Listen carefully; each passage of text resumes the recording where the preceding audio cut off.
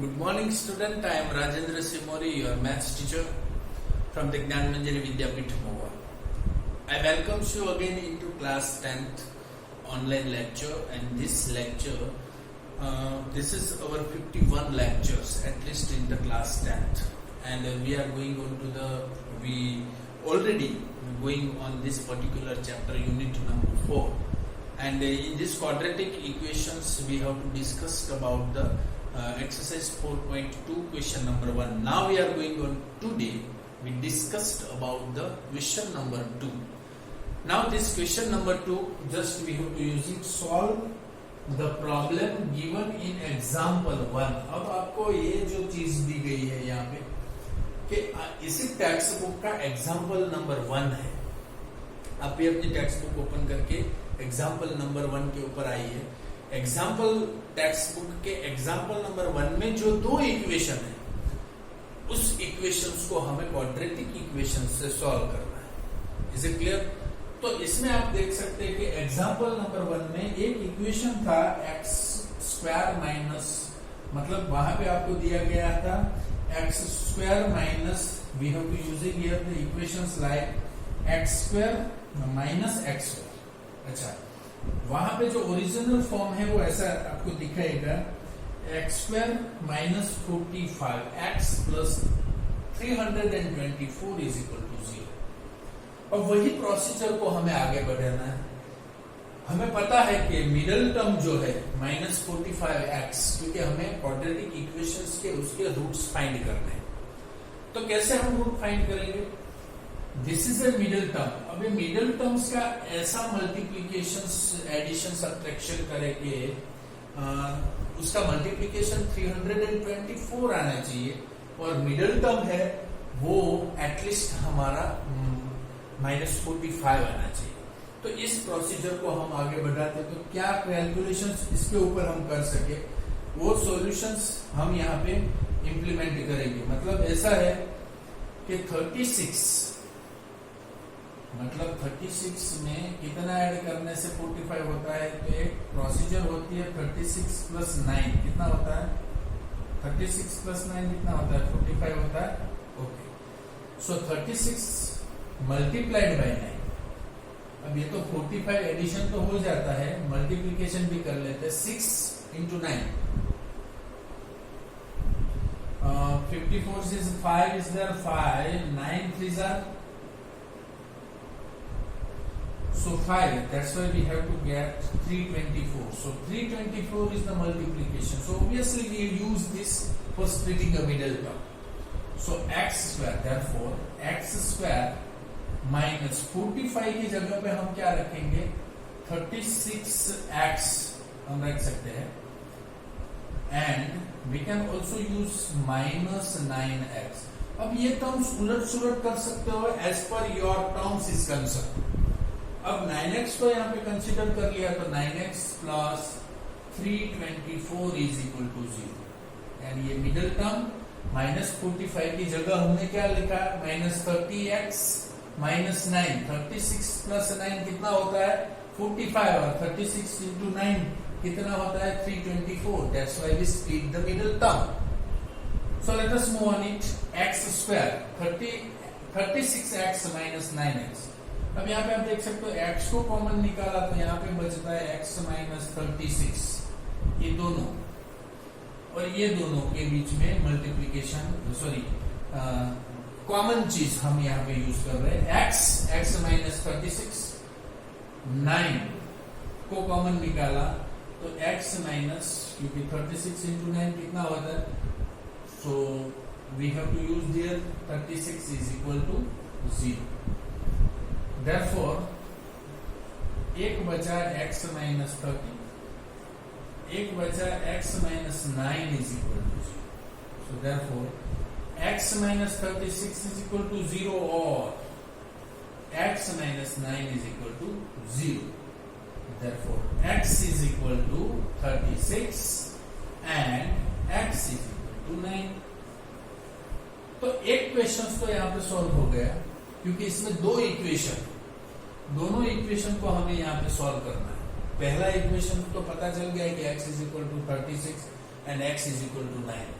दूसरे में हम क्या करेंगे, तो दूसरा एग्जाम्पल्स में दूसरा इक्वेशंस क्या है आप देख सकते हो कि दो पर्टिकुलर एग्जाम्पल्स 1 को सॉल्व किया है, एग्जाम्पल 1 एंड एग्जाम्पल 2। तो इसमें एग्जाम्पल नंबर 1 में दो रोमन्स, दोनों रोमन्स को हम कंसीडर कर रहे हैं यहाँ पे। तो फर्स्ट रोमन में तो ये इक्वेशन बना था। अब दूसरे में क्या इक्वेशन हमारे पास है, एक्स स्क्वायर, सेकेंड रोमन की बात कर रहा हूं, x square minus 55x plus 70 is equal to 0 हो गया। X square minus 55x plus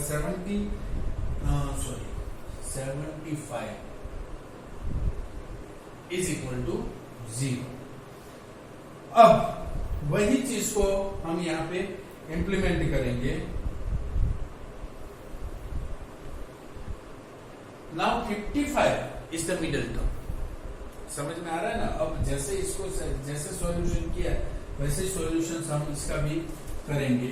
और इसका सॉल्यूशंस करने के लिए हमारे पास और भी चीज है जो चीज से हम इंप्लीमेंट कर सकते हैं। जैसे कि हमारे पास एक और इंप्लीमेंटेशन चीज यहाँ पे बता दूं, 55x प्लस 70। अब यहाँ पे आ जाओ, सपोज यहाँ पे शायद दिखता होगा सभी को, x square minus 55x plus 750।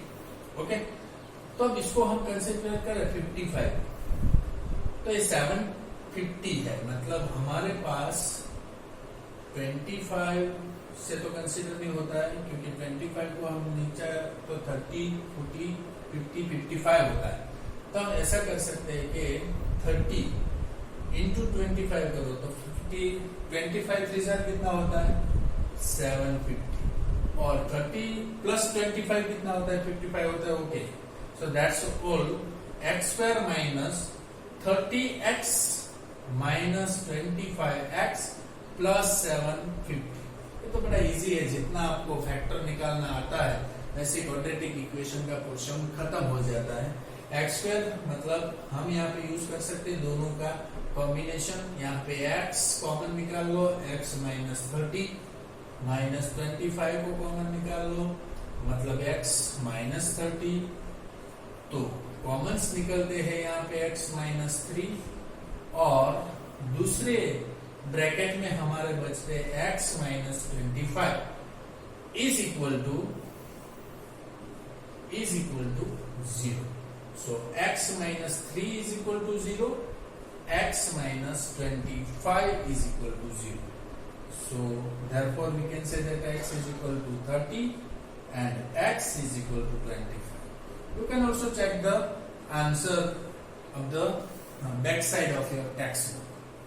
तो ये हुआ आपका एक प्रोसीजर। ये जो पूरी प्रोसीजर मैंने बताई वो क्वेश्चन नंबर 2 की थी। तो ऐसे ही आपको सॉल्व करते जाना है और क्वेश्चंस को आगे बढ़ाते जाना है। दूसरी चीज मैं आज आपसे बात करना चाहता हूं कि some of the portions from your whole syllabus up to first chapter, first unit to 15 unit तक, there it will be deduct 30% syllabus by the Gujarat government due to this COVID-19 situations. All the students are not studying well at their home, so that's why only 70% syllabus is going on. So which portions is included in 70% and which portion is not included in syllabus, that I will discuss into with the message with you, and it is also be informed with the school also. But till this particular chapter is going on, so up to this points only, up to the exercise 4.2 only. Then after 4.3 and 4.4 exercise is not included over here, because here the 4.3 portions is related with the completing the square method।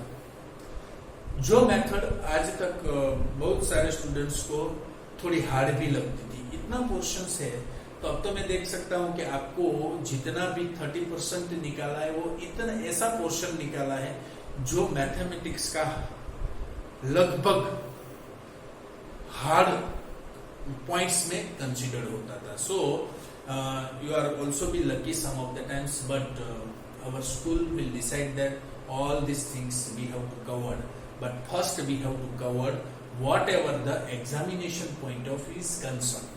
So first we have to complete 70% syllabus, and then after we will discuss all the points that we remains.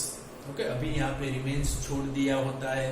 आपके syllabus आपके exam में पूछने वाले नहीं है, वो questions नहीं है, वो सभी चीज हम during the whole syllabus we not included over there, but then after we will discuss all the points in the revision time also, because it will helpful into the next year. तो ऐसा है कि government ने दो चीज पे ध्यान रखा है. एक चीज ऐसे ध्यान में रखी है कि स्टूडेंट्स को मैक्सिमम एडवांटेज मिले. दूसरा, जो भी ऐसे पोर्शन थे, जो पोर्शंस आगे इम्पोर्टेंट नहीं होता है, तो उसका भी आप रिवीजन करवाओ. टीचर्स सभी कंसेप्ट को सिखाए, स्टूडेंट्स को ऐसा पता चले. But question will ask only from this 70% content from your syllabus. कितने क्वेश्चंस पूछे जाएंगे जो हम अभी मैं आपको सेपरेटली मैथ्स और साइंस ऐसे ही दो सब्जेक्ट है जिसमें टॉपिक्स और एग्जाम्पल्स और एक्सरसाइज कट हुई है. बाकी सभी सब्जेक्ट्स, एसएस, इंग्लिश, ये सब सब्जेक्ट्स में चैप्टर्स, गुजराती, संस्कृत, ये सब चैप्टर्स में all whole chapters it will be excluded. तो ये सब चीज मैं आपको बाद में बताता रहूंगा. But whatever the things is going on for your examination point of view is concern, that things we have to follow. Okay, so just you have to check it out this for question number 2, then after we are going for question number 3. Okay, so take your time.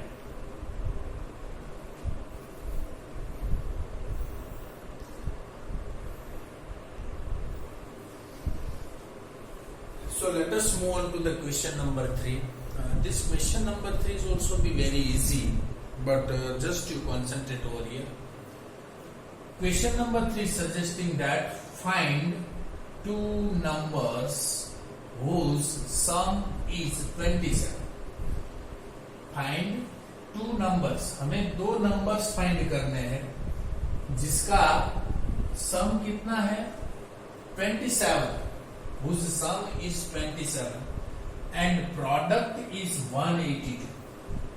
अब आप देख सकते हो ऐसे दो numbers हमें find करने हैं जिसका सम अभी 27 है और ये दोनों नंबर्स का प्रोडक्ट कितना है 182. यानी सम भी दिया गया और प्रोडक्ट भी दिया गया, बट वो नंबर क्या है वो पता नहीं है. So first we have to use that. Sum of the numbers कितने गिवन है हमें 27.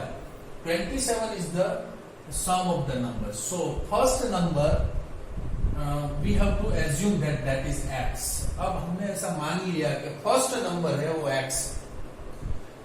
तो यदि ये फर्स्ट नंबर x होता तो हमारे पास इसका सम तो इज इक्वल टू 27 है ही. जैसे कि हम लिख सकते हैं x प्लस, यहाँ पे पता नहीं कौन सा नंबर है तो इसके बराबर 27 हम ऐसे लिख सकते हैं ना. तो अब जो भी नंबर यहाँ पे हम इंप्लीमेंट करेंगे, सपोज रख दो, सपोज ये मान लो कि ये y है, तो y क्या होना चाहिए? Obviously y is equal to 27 minus x. क्या होगा? दूसरा नंबर, क्योंकि फर्स्ट नंबर हमने एज्यूम किया है तो सेकंड नंबर को हम कैसे एज्यूम करेंगे y से, बट y से हम कंसिडर करेंगे तो नंबर कौन सा रहेगा? y is equal to 27 minus x. तो x को हमने एज्यूम किया तो y कितना होगा 27 माइनस x. और हम कह सकते हैं first number is x, then second number कौन सा रहेगा माइनस 27 माइनस x. ये आपको याद रह जाना चाहिए. अब हम आगे बढ़ते हैं वही प्रोसीजर के ऊपर. आगे बढ़ते हैं. ये दो चीज तो हमें मिल गई. अब तीसरी चीज क्वेश्चन में और क्या बताया गया है, and the product is 182। Product कितनी दी गई है, product is equal to 182। Two numbers product is equal to 182। अब हमारे पास दोनों नंबर है, पहला नंबर x है और दूसरा नंबर क्या है 27 माइनस x। तो हम ऐसा कह सकते हैं ना कि प्रोडक्ट ऑफ टू नंबर्स, तो first number is x and second number is 27 minus x is equal to 182। हो गया ये process. As per the conditions we have to apply this, so we have to put, either you have to use here therefore, or you can also put like this side, okay? So x into 27x is, अब simplify कर दो, 27x यहाँ multiplication होता है minus x का square is equal to 182। हो गया। अब आगे बढ़ते हैं, इसको सिंप्लीफाइड और रीअरेंज कर देते हैं। So minus x square plus 27x और 182 को इस साइड लाते हैं तो माइनस 182 इज इक्वल टू 0। तो हमने ये जो फॉर्म है वो क्वाड्रेटिक इक्वेशन के फॉर्म में रख दिया। उसका स्टैंडर्ड फॉर्म ऐसे है, तो इसको अरेंज करना पड़े तो कर लेना। ये कर लेने से हमें पता चलता है कि हम इसके मिडिल टर्म को स्प्लिट कर सकते हैं या नहीं। और भी चीज, जब तक आप क्वाड्रेटिक इक्वेशंस में इक्वेशन के फॉर्म में नहीं रखते हैं किसी भी इक्वेशन को, तब तक आप उसको स्प्लिट द मिडिल टर्म या उसके फैक्टर्स फैक्टराइजेशन मेथड से नहीं कर सकते। So first you have to arrange this all the terms in perfectly with our standard form of quadratic equation. Okay, तो ये हमने कर दिया। अब हम उसका सिंपल सी प्रोसीजर्स यहाँ पे हार्ड इम्प्लीमेंट करते हैं। अब देखो यहाँ पे माइनस एक्स है, यदि ये माइनस एक्स को रिमूव करना है तो एक और भी ट्रिक है मैथमेटिक्स में कि ये एक्स हमें आगे नहीं रखना है।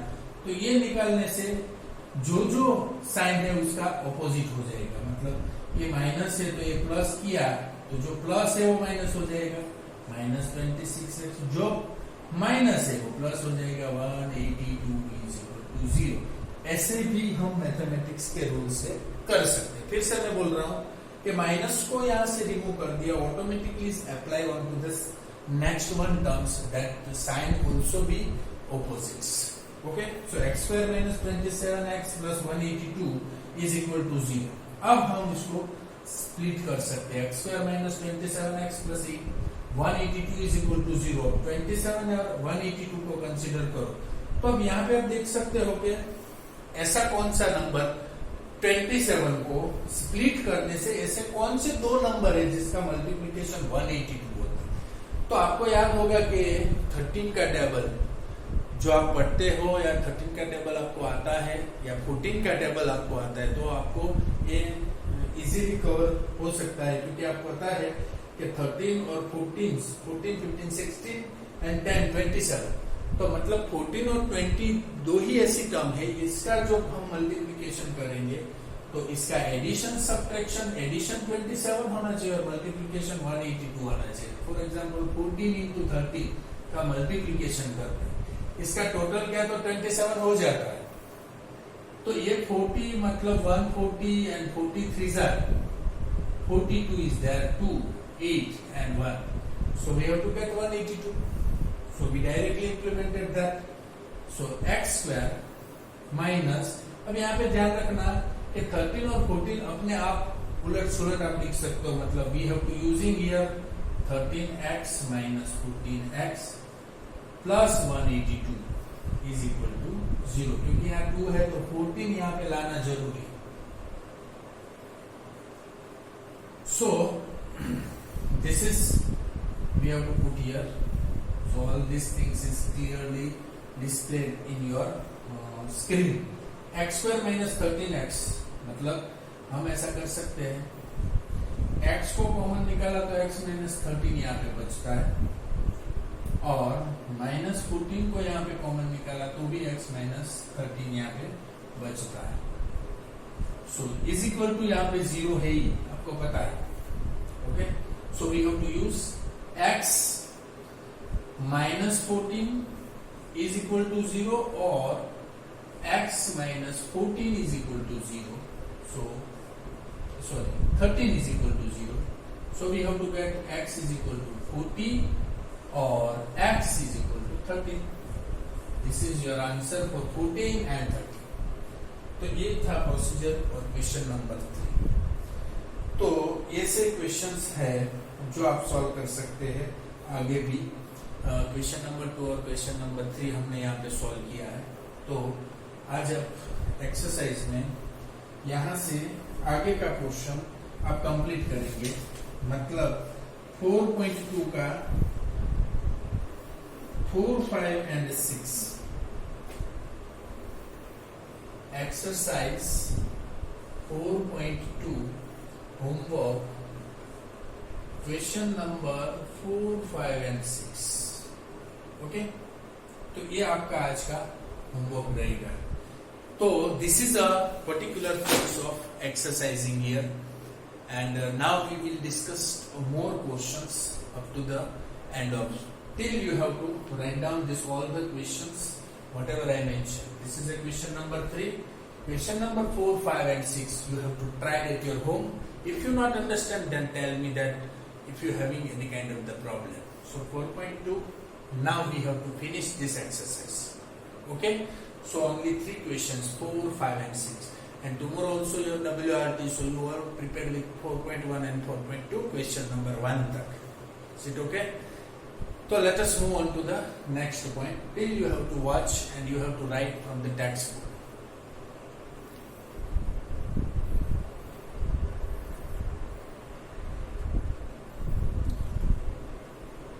So let us move on to those portion is not included in this year. It is in a part of 30% cut the syllabus. That portion I discussed first. I mentioned everything over here. Not included points in this chapters. अब मैं जो बात कर रहा हूँ यहाँ तक हमने 4.2 तक कंप्लीट किया. वो 4.2 तक तो सब कुछ आपके सिलेबस में 4.2 इस चैप्टर के ही मैं बात कर रहा हूँ. सभी चैप्टर की बात नहीं कर रहा हूँ. दिस यूनिट्स की मैं बात कर रहा हूँ. क्वाड्रेटिक इक्वेशन में 4.1, 4.2 all the examples of text book. Okay, but from the 4.4 जो इस एक्सरसाइज 4.2 के बाद का पोर्शन है, solution of page number 76 text book की मैं बात कर रहा हूँ. जो कंसेप्ट गिवन है 4.4 टेक्स्ट बुक में, उसमें solution of quadratic equation by completing square method, ये ज्यादातर स्टूडेंट्स को एक बहुत टफ लगती थी. ये यहां से रिमूव कर दी है for your examination point of view. But our syllabus point of view, we are not concerning over here because it will not ask in your examination. आपके एग्जाम में, बोर्ड के एग्जाम में इसके रिलेटेड कोई भी questions पूछे नहीं जाएंगे. So this solution of quadratic equation by completing square method पूरा कंसेप्ट निकाल दिया. उसमें से पेज नंबर 76 से स्टार्ट करके एग्जाम्पल 7 टेक्स्ट बुक के एग्जाम्पल 7, 8, 9, 11 एंड 12 ये सभी एग्जाम्पल्स के रिलेटेड जो भी एक्सरसाइज थी उस एक्सरसाइज में से अपकमिंग एक्सरसाइज मतलब कि 4.3 वाली एक्सरसाइज है, 4.4 वाली एक्सरसाइज है, इसमें से ये सब चीज निकाल दी. मतलब एक्सरसाइज 4.3 जो अब आने वाली है आपकी नेक्स्ट वन, उसमें क्वेश्चन नंबर 1, 9, 10 एंड 11 इतने क्वेश्चन यहाँ से रिमूव कर दिए. मतलब क्वेश्चन नंबर 2, 4, 5, 6, 7, 8 6 क्वेश्चंस इस 4.3 में हमें कंसीडर करते हैं. समझ में आ गया? ये रिमूव कर दिया है. वही पोर्शन यहाँ पे मैंने मेंशन किया है 1, 9, 10 and 11 from the exercise 4.3. 4.4 exercise as it is we have to learn, that is related with nature of roots. तो जो भी पोर्शन था, जो भी डिफिकल्ट पोर्शन था, आप थोड़े से लकी भी है because of it is not covered in this kinds of the board examination. So we will not discuss this portion in our syllabus.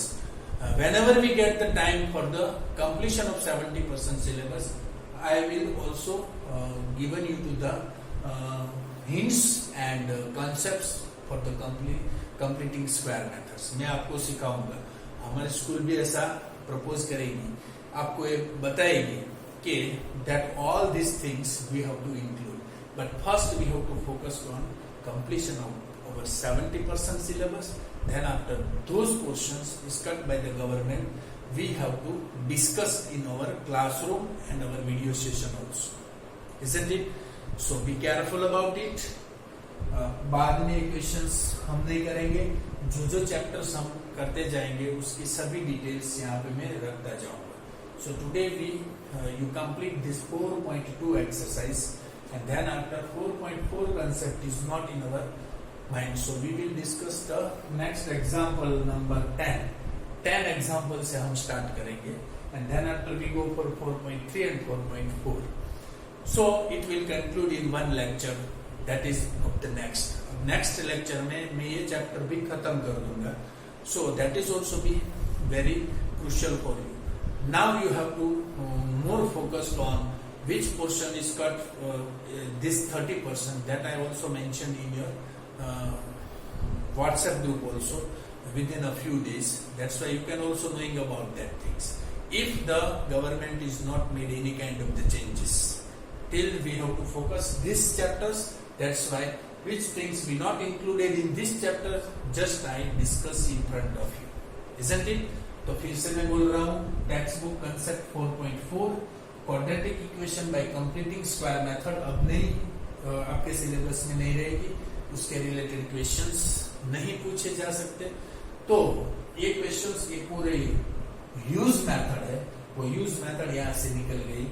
और एग्जाम्पल 7, 8, 9, 11 और 12 आप टेक्स्ट बुक में देख सकते हो और नोट डाउन भी कर सकते हैं. 7, 8, 9, 11, 12 उसको क्रॉस कर सकते हैं. एक्सरसाइज 4.3 में क्वेश्चन नंबर 1, 9, 10 एंड 11 को भी आप क्रॉस कर सकते हैं. Remaining all this things is as it is in your chapter. Okay, so I hope so that you understood well and you also noted down this things and you also pause my video and write down this things in your textbook. Textbook में ही सीधा आप use कर सकते हो. So that's why then after whatever we discussed earlier all the units, I mention all these points that is not will ask into the examination point of view that I mentioned before our terminal examination also. So thank you very much for being with us. We will meet very soon into the next lecture. Best of luck. Have a nice day. Thank you.